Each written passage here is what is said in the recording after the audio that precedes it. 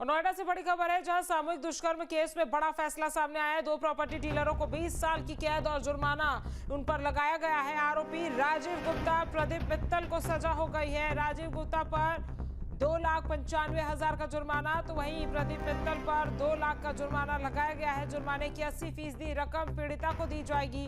दोनों पर नशीला पदार्थ खिलाकर दुष्कर्म करने का आरोप है। तो ये बड़ी खबर आपको बता रहे हैं नोएडा से, जहां पर सामूहिक दुष्कर्म केस में बड़ा फैसला आया है। 2 प्रॉपर्टी डीलरों को 20 साल की कैद और जुर्माना देना होगा। आरोपी राजीव गुप्ता और प्रदीप मित्तल को सजा हुई है। राजीव गुप्ता पर 2.95 लाख का जुर्माना लगाया गया है, तो वहीं दूसरे आरोपी पर 2 लाख रुपए का जुर्माना लगाया गया है। और अमित हमारे संवाददाता ज्यादा जानकारी के साथ जुड़ गए हैं। अमित, नोएडा में जिस तरह से सामूहिक दुष्कर्म केस में बड़ा फैसला आया है, इसको लेकर आपके पास क्या जानकारी और कोर्ट ने क्या कुछ कहा? बिल्कुल, देखिए इस पूरे मामले की अगर बात की जाए तो 2017 में जो पीड़िता है वो राजीव गुप्ता नाम के प्रॉपर्टी डीलर के ऑफिस में नौकरी मांगने के लिए गई थी और 15 दिन उसने नौकरी भी की। वहां का माहौल ठीक न पाए जाने पर उसने वहां से नौकरी छोड़ दी। बाद में 15 दिन की सैलरी लेने के लिए जब वो वहां पर गई तो खाने में उसको नशीला पदार्थ खिलाकर उसके साथ दोनों आरोपियों द्वारा गैंगरेप करने का आरोप उसके द्वारा लगाया गया था। इस पूरे मामले की शिकायत पहले पुलिस को दी गई, फिर दिल्ली में एफआईआर दर्ज कराई गई। दिल्ली से 0 एफआईआर नोएडा के फेज 3 थाना में पहुंची और यहाँ जब पुलिस ने पूरे मामले की तफ्तीश की, मोबाइल की कॉल डिटेल और लोकेशन, घटना के वक्त की जब जांच की गई तो मामला सही पाया और पुलिस ने इस पूरे मामले में अपनी तरफ से चार्जशीट दाखिल कर दी। चार्जशीट दाखिल करने के बाद कोर्ट में सुनवाई चल रही थी। एससी एसटी कोर्ट के द्वारा ये फैसला सुनाया गया। इस फैसले में राजीव गुप्ता और उसका साथी जो प्रदीप है, इनको 20-20 साल का कारावास की सजा सुनाई गई है और 2,95,000 रुपए राजीव गुप्ता और 2 लाख रुपए प्रदीप मित्तल पर जुर्माना भी लगाया। अगर जुर्माना नहीं देते तो इनकी सजा 28 महीने तक बढ़ाई जा सकती है और जो जुर्माने की राशि है इसका 80% पैसा पीड़िता को दिया जाएगा। पीड़िता का साफ तौर पर आरोप है कि जिस वक्त उसके साथ दुष्कर्म किया गया वो नशे में थी और उसके वीडियो भी बनाया गया और उस वीडियो के माध्यम से उसको लगातार ब्लैकमेल करते रहे। 2017 से 2020 तक कई बार पीड़िता को बुलाया गया। उस वीडियो को बार बार वायरल करने की धमकी देकर बाद में पीड़िता द्वारा अपने पति को पूरे मामले की शिकायत की गई और पति और पत्नी ने मिलकर इस पूरे मामले की शिकायत की थी। एक लंबी लड़ाई तकरीबन 5 से 7 साल की लड़ी गई। उसके बाद अब कोर्ट के द्वारा जो फैसला आया गया उससे पीड़ित ने राहत की सांस जरूर ली है। फिलहाल जुर्माने की राशि इनके द्वारा भरी जाती है या 2 साल का अतिरिक्त कारावास ये काटेंगे, ये फिलहाल देखना होगा। लेकिन एक बड़ा फैसला दुष्कर्म के जो आरोपी हैं उनको यहाँ गौतम बुद्ध नगर जिला न्यायालय की तरफ से दिया गया है। जी। और अमित, जो पीड़िता है और पीड़िता का परिवार है, वो इससे कितना खुश और संतुष्ट है? क्योंकि जिस तरह से 20 साल की सजा का ऐलान और जुर्माना जो है वो उन पर लगाया गया है, उसके बाद पीड़िता का क्या कहना है? पीड़िता ने कोई बयान दिया हो?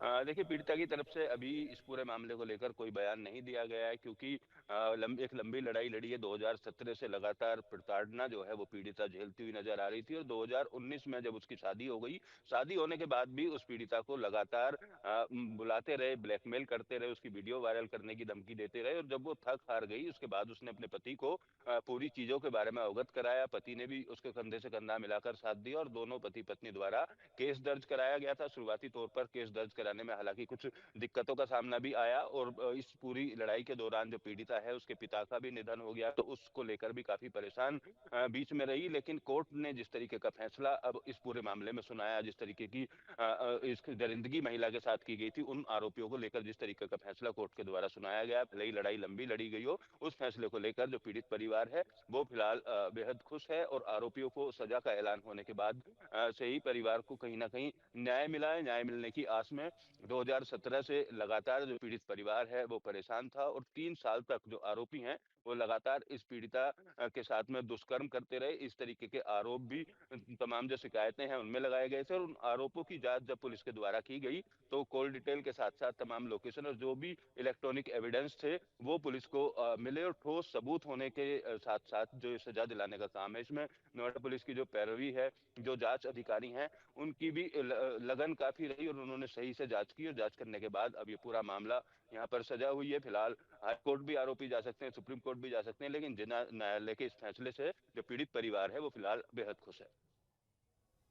बिल्कुल। और अमित, लेकिन जिस तरह से आरोपियों को सजा का ऐलान होने के बाद से ही परिवार को कहीं न कहीं न्याय मिला है। न्याय मिलने की आस में 2017 से लगातार जो पीड़ित परिवार है वो परेशान था और 3 साल तक जो आरोपी हैं वो लगातार इस पीड़िता के साथ में दुष्कर्म करते रहे। इस तरीके के आरोप भी तमाम जो शिकायतें हैं उनमें लगाए गए थे और उन आरोपों की जाँच जब पुलिस के द्वारा की गई तो कॉल डिटेल के साथ-साथ तमाम लोकेशन और जो भी इलेक्ट्रॉनिक एविडेंस थे वो पुलिस को मिले और ठोस सबूत होने के साथ-साथ जो ये सजा दिलाने का काम है इसमें नोएडा पुलिस की जो पैरवी है, जो जांच अधिकारी हैं, उनकी भी लगन काफ़ी रही और उन्होंने सही से जांच की और जांच करने के बाद अब ये पूरा मामला यहाँ पर सजा हुई है। फिलहाल हाई कोर्ट भी आरोपी जा सकते हैं, सुप्रीम कोर्ट भी जा सकते हैं, लेकिन जिला न्यायालय के इस फैसले से जो पीड़ित परिवार है वो फिलहाल बेहद खुश है।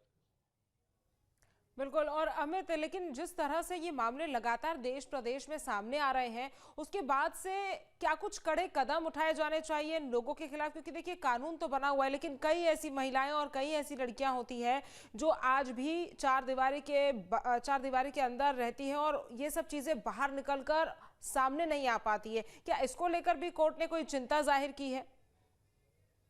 तो देखिए काफी हिम्मत दिखाई गई इसके द्वारा और कई बार जब किसी को पति को अपनी पत्नी के बारे में इस तरीके की जानकारी मिलती है तो कई बार पति पत्नी के जो रिश्ते हैं उनमें खटास पैदा हो जाती है। लेकिन पीड़िता के पति ने पूरी बात समझी और पूरी बात समझने के साथ साथ इस लड़ाई में उसके साथ रहा। इस बात को लेकर कोर्ट ने भी सराहना की है। और अगर उत्तर प्रदेश की बात की जाए तो इस तरीके के अपराध को लेकर ऑपरेशन कन्वेंशन के तहत एक ठोस पैरवी पुलिस के द्वारा की जाती है। खासतौर पर महिलाओं के खिलाफ जो होने वाले अपराध हैं उन अपराधों को लेकर पैरवी की जाती है और कम समय में जो साक्ष्य जुटाकर चार्जशीट पेश करने के बाद उनको सजा दिलाने का काम भी उत्तर प्रदेश पुलिस कर रही है। और नोएडा पुलिस भी लगातार इस तरीके के आरोपों की अगर बात की जाए, इस तरीके के आरोपों को काफी गंभीरता से लेती है और एक डेडिकेटेड टीम को उसमें लगाया जाता है। डेडिकेटेड आईओ को, इन्वेस्टिगेशन ऑफिसर को लगाया जाता है ताकि तय समय में जो पीड़ित है उसको न्याय मिल सके और समाज में एक मैसेज जाए कि अगर कोई इस तरीके भी लगातार इस तरीके के आरोपों की अगर बात की जाए, इस तरीके के आरोपों को काफी गंभीरता से लेती है और एक डेडिकेटेड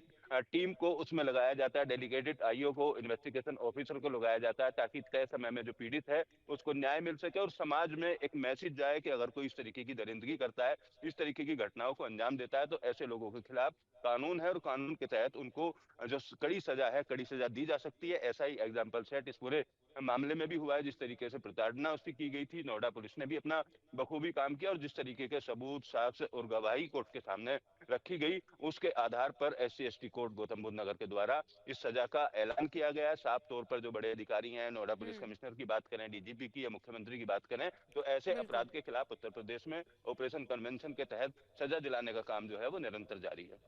ठीक है, हमें तमाम जानकारी हम तक पहुंचाने के लिए आपका बहुत बहुत धन्यवाद। आपके मोबाइल पर तुरंत आएगी ब्रेकिंग न्यूज, स्क्रीन पर सबसे पहले दिखेगी बड़ी खबर, देश दुनिया की हर खबर एक जगह। अब आपके मोबाइल पर तुरंत फटाफट इंस्टॉल कीजिए न्यूज नेशन ऐप और रखिए खुद को अपडेट।